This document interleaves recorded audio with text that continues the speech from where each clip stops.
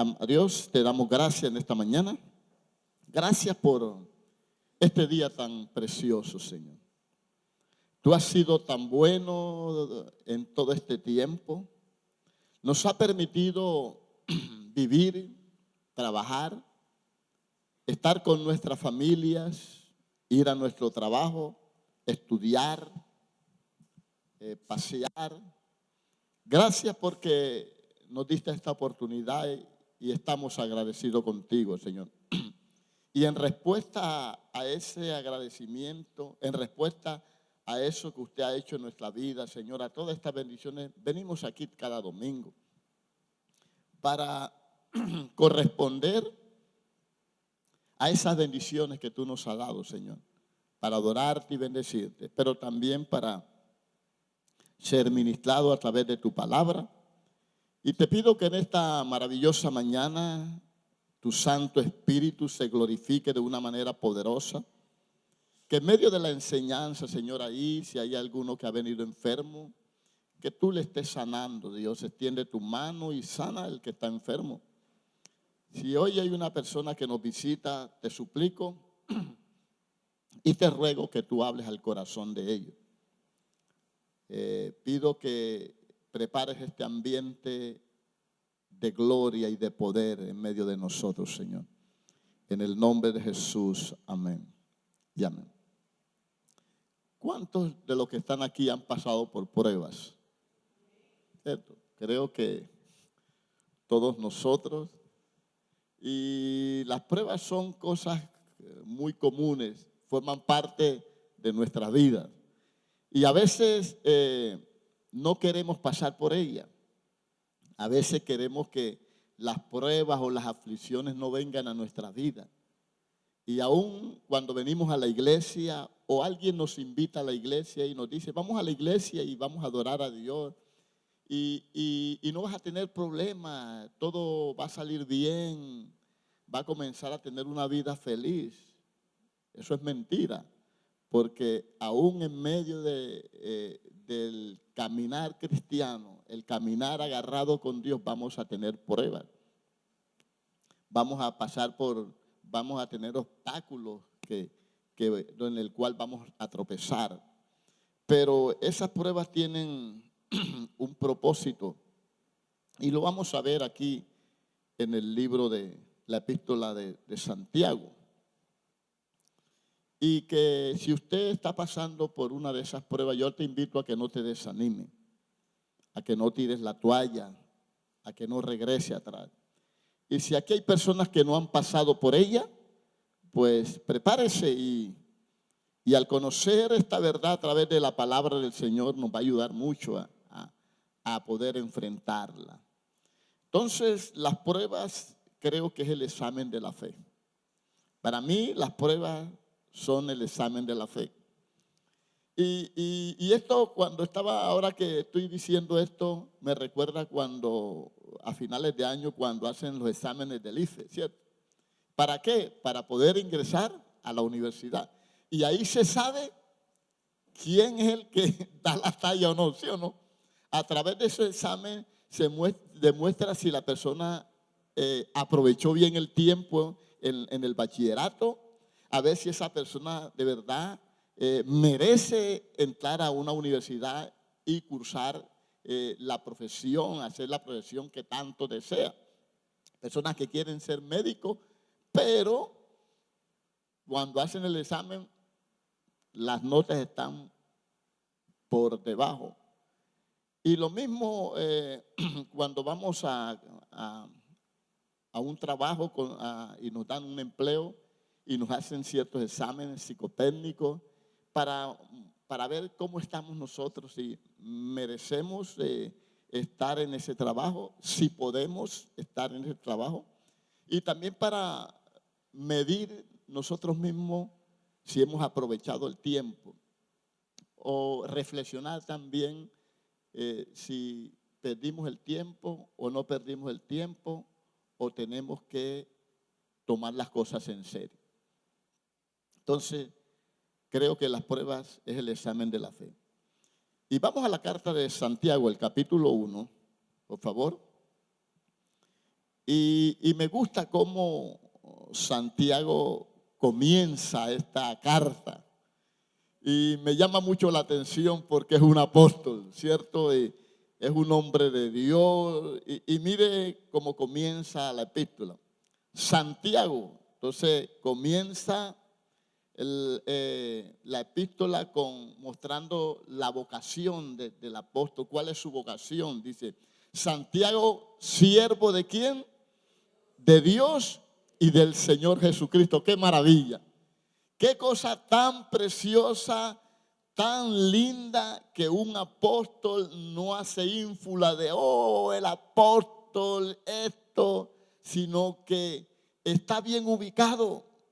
Y eso es lindo ver a los ministros de Dios, a los hijos de Dios que están bien ubicados. Y aquí vemos cómo esta carta muestra la vocación de Santiago y es siervo de Dios y del Señor Jesucristo. En otras palabras, él se presenta como aquel que está para servir. No solamente a Dios el Padre, sino a Jesucristo, pero también a la iglesia. Y qué lindo que nosotros tuviéramos conciencia de eso también, que estamos aquí para servir. Amén. Nuestra vocación es siervo de Dios y del Señor Jesucristo.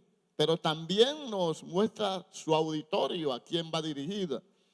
Dice, a las 12 tribus que están en la dispersión, les mando saludes. Las 12 tribus de la dispersión, una comunidad peregrina. Entonces, estos hombres, estos judíos ya cristianos, habían sido expulsados, estaban como peregrinos y estaban pasando por persecuciones, por muchas pruebas. Entonces Santiago a estos cristianos judíos que estaban en la dispersión les manda esta maravillosa carta y se presenta como un siervo de Dios. Entonces veamos qué nos dice el Señor en esta mañana a usted y a mí, y que podamos sacarle provecho. Dice la palabra, Santiago, siervo de Dios y del Señor Jesucristo, a las 12 tribus que están en la dispersión, saludos. Tened por sumo gozo, hermanos míos, el que os halléis en diversas pruebas, sabiendo que la prueba de vuestra fe produce paciencia, y que la paciencia ha de tener su perfecto resultado, para que seáis perfectos y completos sin que os falte cosa alguna. O sea, para que sean maduros, para que tengan carácter. Pero si alguno de vosotros se ve falto de sabiduría, que la pida a Dios, el cual da a todos abundantemente y sin reproche. ¿Qué dice Santiago? Que Dios da sabiduría abundantemente y sin reproche. ¡Qué maravilla! Y le será dada. Pero que pida con fe, sin dudar, porque el que duda es semejante a la ola del mar, impulsada por el viento y echada de una parte para otra. No piense pues que ese hombre que recibirá cosa alguna del Señor, siendo hombre de doble ánimo, inestable en todos sus caminos. Pero que el hermano de condición humilde se gloríe en su alta posición y es rico en su humillación, pues él pasará como la flor de la hierba, porque el sol sale con calor abrasador y seca la hierba y su flor cae y la hermosura de su apariencia perece. Así también se marchitará el rico en medio de sus empresas. Bienaventurado el hombre que persevera bajo la prueba, porque una vez que ha sido aprobado, recibirá la corona de la vida que el Señor ha prometido a los que le aman. Entonces, haciendo un pequeño resumen de estos versículos, Santiago el apóstol nos dice que las pruebas sirven para formar nuestro carácter, que las pruebas hay que recibirlas con gozo y que hay que vivirla en oración y en sabiduría. Y el resultado al final de la prueba no es el carácter, formar el carácter, sino el resultado es la vida, abundancia de vida. Entonces, veamos qué nos dice Santiago en esta mañana. Y lo primero que podemos ver es que las pruebas las hay. Diga, las pruebas las hay porque las hay. Esto es lo primero que Santiago nos muestra en este versículo. Tener por sumo gozo, hermanos míos, el que os halléis. O sea, las pruebas las hay porque las hay. Nadie se puede escapar de ellas. Nadie puede decir, yo no voy a pasar por eso. O yo tengo dinero, yo no voy a pasar por eso. Eso no es para mí. Yo como cristiano he sido llamado a ser feliz, a vivir la vida feliz, no me va a pasar nada. Entonces, lo que nos muestra Santiago en esta mañana, lo primero es que las pruebas las hay. Y tú debes de tener conciencia, debes ser consciente de que vamos a pasar por pruebas. Y que no sabemos cuándo. De pronto mañana, de pronto dentro de 2 meses o de pronto esta misma tarde.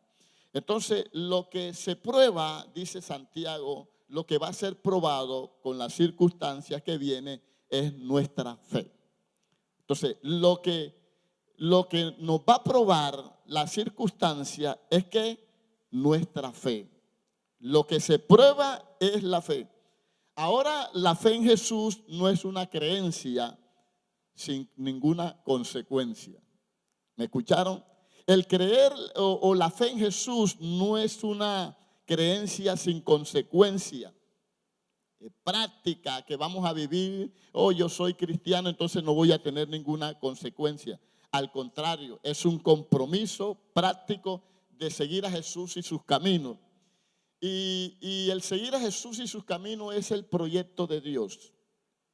Y ese proyecto de Dios va a chocar con las estructuras económicas, con las estructuras políticas, con las estructuras religiosas y con las estructuras ideológicas. Cuando creemos en Jesús, tenemos una fe práctica y nuestra fe va a chocar con las estructuras políticas, religiosas, ideológicas. Entonces, por ello, las pruebas a las que se refiere Santiago en esta carta es el resultado del choque que tiene el Evangelio, del choque que tienen las personas que son creyentes contra los proyectos del mundo que son contrarios a los proyectos de Dios. Entonces nosotros como cristianos vamos a tener pruebas. ¿Por qué? Porque el Evangelio, Jesucristo que está en nosotros, el proyecto de Dios es diferente al proyecto del mundo. Entonces nosotros vamos a chocar. Usted joven va a chocar en la universidad y va a tener pruebas. Usted, hombre trabajador, va a chocar con los proyectos de la empresa.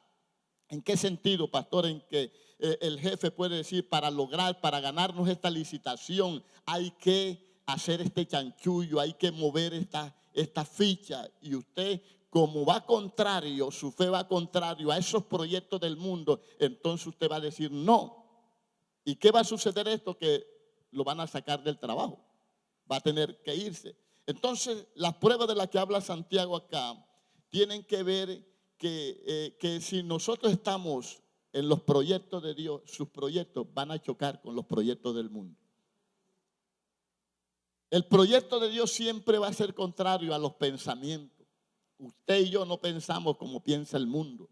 Usted y yo no nos movemos como el mundo se mueve. Vamos a chocar con las ideologías, con la política, ¿o no? Los que son políticos van a ser probados. Su fe va a ser probada. Y ahí es donde se va a conocer si es o no es. Entonces, esas pruebas van a venir porque van a venir. Las pruebas las hay porque las hay. Y lo que se va a probar es nuestra fe. ¿Estamos de acuerdo? nuestra fe va a ser probada. ¿Por qué va a ser probada? ¿Por qué el cristiano debe pasar por prueba? Porque los proyectos de Dios son contrarios a los proyectos del mundo. Y va a haber un ¿qué? Un choque. Choque en creencia. Aquí ellos estaban pasando pruebas porque estaban predicando el evangelio. Aquí estaban teniendo pruebas porque se estaban metiendo con los ricos, con los poderosos. Aquí estaban teniendo pruebas porque se estaban metiendo con los religiosos. Aquí estaban en pruebas porque se estaban metiendo con los políticos, con los reyes. Las pruebas las hay porque las hay. Quiero que le diga una vez más a la persona que tienes a tu lado, las pruebas las hay porque las hay. Y vamos a tener que pasar por ellas. Pero lo maravilloso que nos dice Santiago es que nos muestra con qué actitud debemos enfrentar las pruebas. Hay una actitud con la cual usted puede enfrentar esas pruebas. Y dice, tened por sumo que gozo. ¿Con qué actitud hay que enfrentarnos? Esto nos dice que hay que cerrarle la puerta a la amargura. Las pruebas no se pueden enfrentar amargados. Las pruebas no se pueden enfrentar murmurando. Las pruebas no se pueden enfrentar diciéndole, Señor, que tus promesas no se han cumplido. Señor, que mira. No, mis hermanos. La actitud, dice Santiago, con la cual debemos enfrentar las pruebas es con gozo. Enfrentar las pruebas con gozo es un camello, pero es posible, porque todo lo podemos en Cristo que nos da la fuerza. El gozo del Señor es nuestra fortaleza. Se puede enfrentar las pruebas con una actitud de gozo porque sabemos que Cristo está dentro de nosotros, que está el Espíritu Santo de Dios. ¿Cómo está enfrentando usted la prueba hoy día? ¿Con amargura? ¿Con tristeza? Y cuando hablo de gozo no hablo con una sonrisa en los labios. Esto tiene que ver con una actitud de hablar bien, con una actitud de que se refleje en lo que tú hablas, que se refleje en tu comportamiento. El apóstol Pablo, cuando estaba en la cárcel, cuando escribe la carta a los filipenses, ahí él no se estaba riendo. Pero mire cómo se expresaba él en medio de la cárcel, en medio de las prisiones. Regocijaos en el Señor siempre. Eso es enfrentar la prueba con gozo, en que se refleja por medio de nuestras palabras, se refleja por medio de nuestro semblante también, se refleja por medio de cómo tratamos a las personas, cómo las personas ven a nosotros y qué estamos haciendo por las personas en medio de las pruebas. El apóstol Pablo ahí no se ve con una sonrisa en los labios, sino siempre pensando en la iglesia. Aún en la cárcel pensaba en la iglesia, pensaba cómo estaban sus hermanos. Mis hermanos, las pruebas no se pueden enfrentar con amargura. Y también nos identifican con Jesús, con sus proyectos. Y desafían a la sociedad al ver que tenemos una fe genuina, una fe práctica, una fe que no la vamos a cambiar aún en medio de circunstancias difíciles. Ese gozo debe estar en nosotros en medio de las pruebas. ¿Con qué actitud enfrentamos hoy las pruebas? No te pongas triste. No te pongas amargado. Enfrente las pruebas con gozo, porque Jesús está contigo. Entonces, debemos enfrentar las pruebas con gozo, pero también nos muestra que las pruebas son diversas. Hay que enfrentarlas con gozo, pero son diversas. Y una invitación a que estemos alerta, porque las pruebas vienen con diferentes rostros. Ellas no vienen como el llanero solitario. Ellas vienen en batallones, en manada. Ahí mismo está claro el texto. Dice, tened por sumo gozo, hermanos míos, el que os halléis en diversas pruebas. Las pruebas tienen diferentes rostros. Vienen con rostros económicos, vienen con rostros de enfermedad, vienen con rostros de desánimo,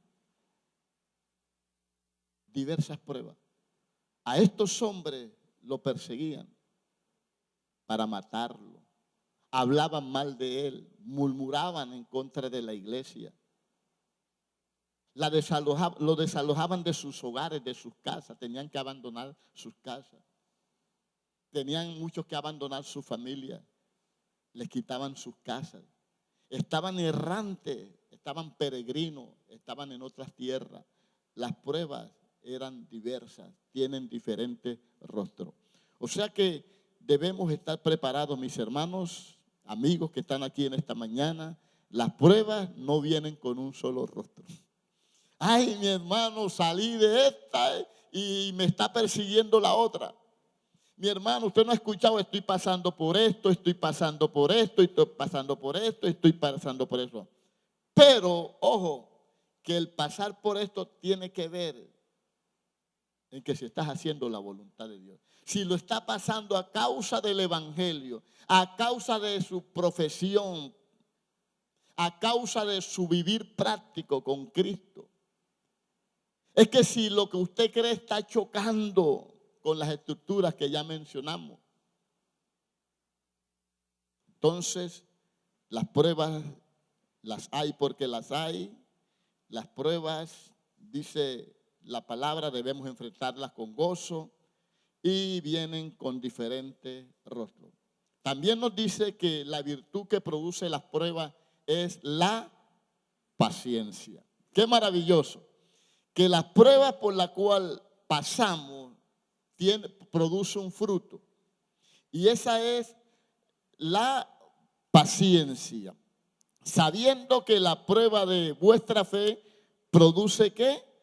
Paciencia. No es una actitud pasiva, sino activa. Un llamado a no rendirse fácilmente. Cuando usted tiene paciencia en medio de sus problemas, en medio de sus dificultades, en medio de las circunstancias por las cuales esté pasando, cuando usted tiene paciencia, esto quiere decir que usted no se está rindiendo. Entonces, la paciencia no es algo pasivo, sino activo. Es un llamado a no rendirse fácilmente. La paciencia nunca sale vencida. Cuando usted tiene paciencia, esa virtud no deja que te derroten. No, mi hermano, aquí estoy sufriendo. No, mi hermano, aquí estoy pasando por esto, pero lo estoy enfrentando, aquí estoy. Y esas pruebas van a venir y esas pruebas van a golpear, pero al final van a producir paciencia en nuestras vidas. Ese es el fruto. O sea que las pruebas no vienen para destruirte. Aquí Santiago hay algo que en los primeros capítulos, los primeros versículos nos habla de prueba y más adelante el versículo 14, sino que cada uno es tentado, esa palabra tentado también es prueba. Prueba y tentación son las mismas palabras. Lo que hay que ver en qué contexto la está diciendo. Acá la prueba, Dios nos prueba no para alejarnos de su propósito. Escuche, cuando Dios te prueba, cuando la prueba viene, no es para Dios sacarte de su propósito, no. No es para Dios hacerte pecar, jamás y nunca.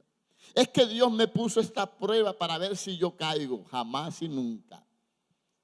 La prueba que Dios envía, por la cual estemos pasando, es para dar un fruto de paciencia, es para formar nuestro carácter, es para edificarnos, no para sacarnos del propósito de Dios y no para que caigamos y pecamos, jamás y nunca. Porque yo he escuchado a cristianos que dicen, no, mi hermano, Dios me está probando con este pecado. He escuchado, no, mi hermano, Dios me envió a esta mujer para ver si... No, no.